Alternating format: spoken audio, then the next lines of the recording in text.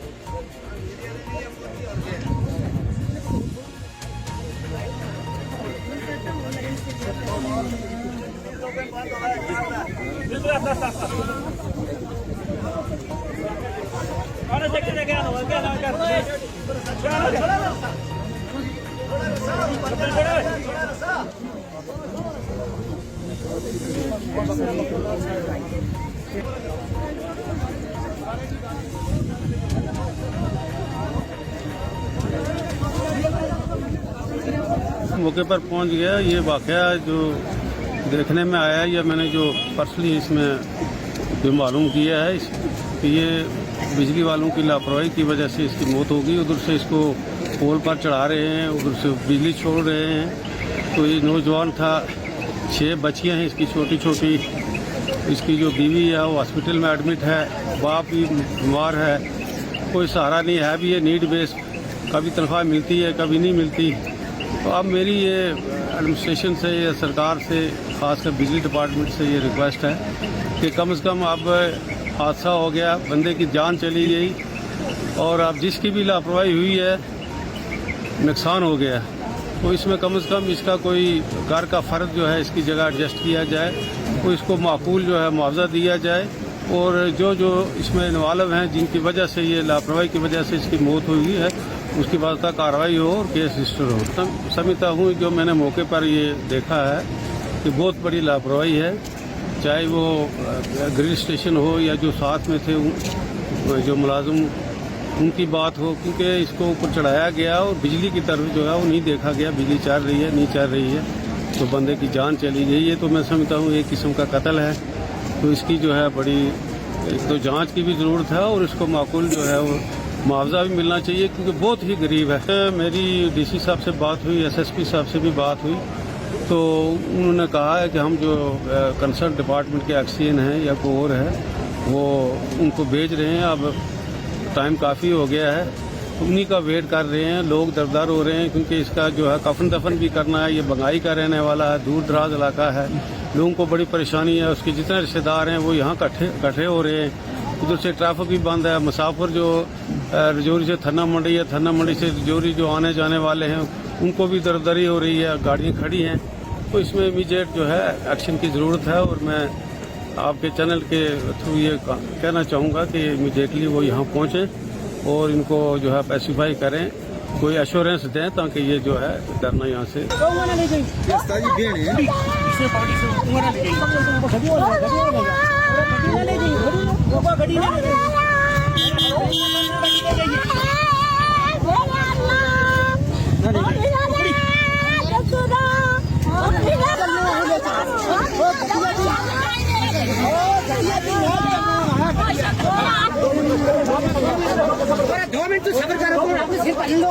गोली लो।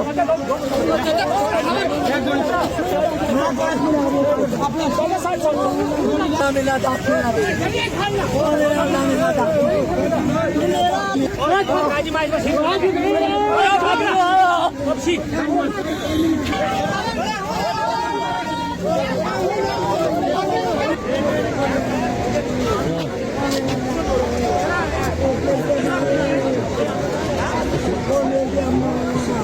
तो लेके आएंगे।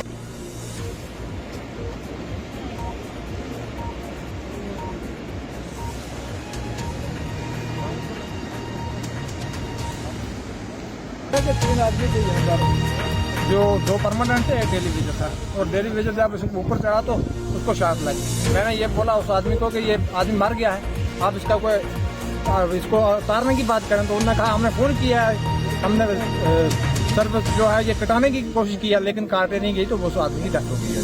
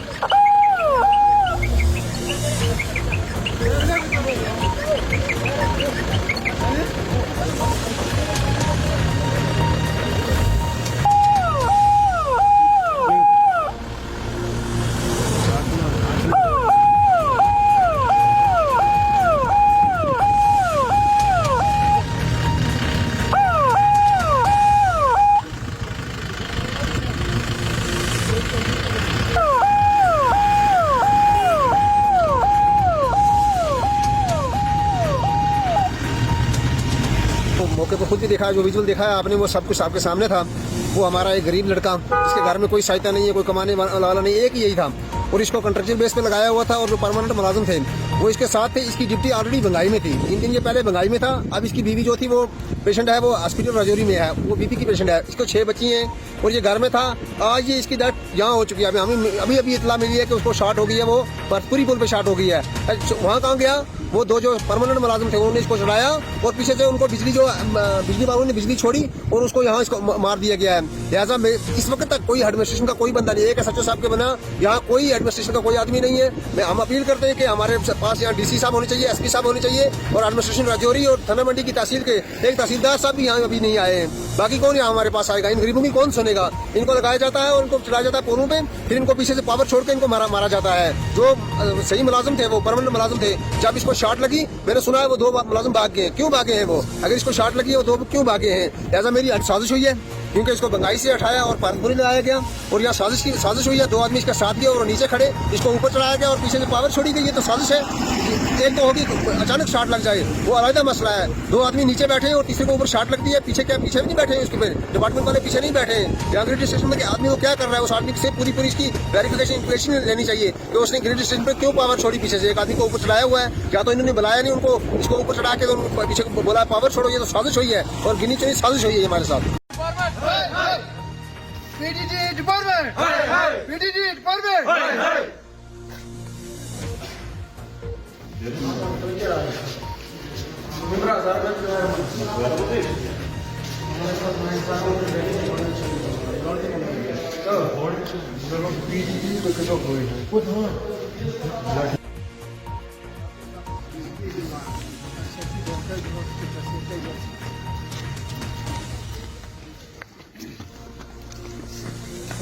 सबसे पहले मैं यह कहना चाहता हूँ कि बिजली जो पहले यहाँ पर 110 रुपये किराया था, उसके बाद इन्होंने 1-2 बार 374 रुपये किया।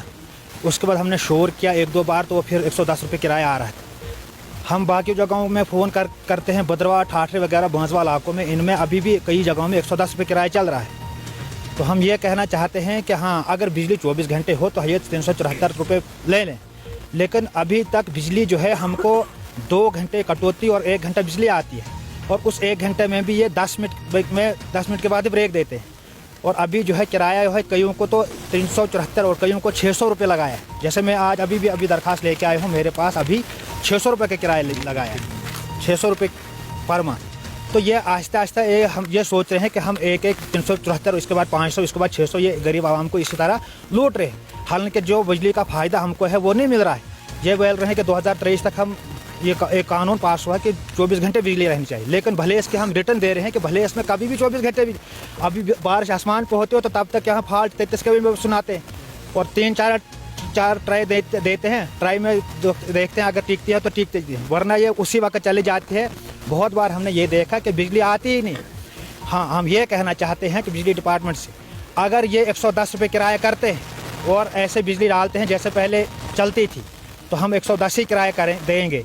वरना जो है अपने पोल ट्रांसफार्म वापस ले। हम पूरी आवाम की तरफ से बोल रहे हैं ये कि हम पूरी आवाम की तरफ से हमारे खास करके भलेसा में जो भी हमारे या अपने ट्रांसफार्म तारें हम उखेड़ के भी देंगे, उसकी कोई मजदूरी नहीं लेंगे। ये वापस ले ले और हमको कोई ज़रूरत नहीं बिजली की। हम इन्वर्टरों से काम लेंगे, हम उसी दीड़ियों से हम वो काम लेंगे, उन्हीं लालटेनों से काम लेंगे, उन्हीं लैंपों से काम लेंगे जैसे पहले हमारे बुजुर्ग चलते थे। हाँ, हम यही कहना चाहते हैं, चाहे गवर्नर हो चाहे DC हो, हम ये कहना चाहते हैं कि हाँ, आज की डेट में हमको यहाँ बिजली का किराया कम होना चाहिए और बिजली जो है उसी तरीके से होनी चाहिए जैसे पहले चलती थी और वही किराया भी होना चाहिए।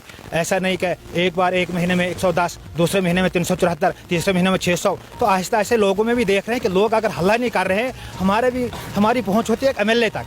तो आज वो सिस्टम भी नहीं है क्योंकि सरकार नहीं है, गवर्नमेंट नहीं है। तो आज भी हमारे DDC के जो उम्मीदवार ये कामयाब हुए हैं, मैं उनको भी कहना चाहता हूँ कि उनको चाहिए कि लोगों के लिए लड़ें, ताकि लोगों को, गरीब आवाम है यहाँ, भले समय सिर्फ गरीब आवाम, यहाँ कोई आमदन उतनी ज़्यादा नहीं है कि जिससे हम गवर्नमेंट को 300, 400, 500 गवर्नमेंट खजानों में जमा कराएं। ऐसी कोई बात नहीं। या हमारे पास ऐसी कुछ फैक्ट्रियाँ हैं जिससे हम बिजली का फ़ायदा उठाएं।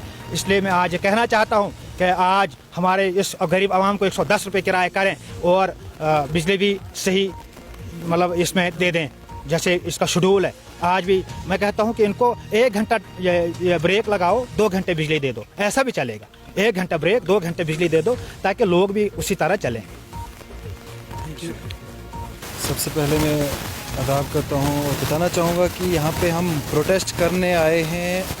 हमें जो है 5 साल से एक ही प्रॉब्लम कंटिन्यूस मुतवातर चल रही है। हमें जो है मैं पंचायत किल्होतरान से हूँ, पंचायत किल्होतरान से, तो हमें जो है प्रॉब्लम आ रही है लिंक्स की।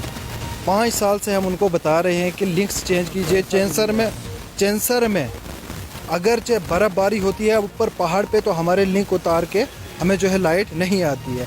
5 साल से हम हर एक मुलाजिम को, जेई साहब को, AEE साहब को, हर एक की मतलब इसमें इंफॉर्मेशन में ला रहे हैं कि हमारा लिंक चेंज किया जाए, लेकिन अभी तक इन्होंने लिंक नहीं चेंज किया।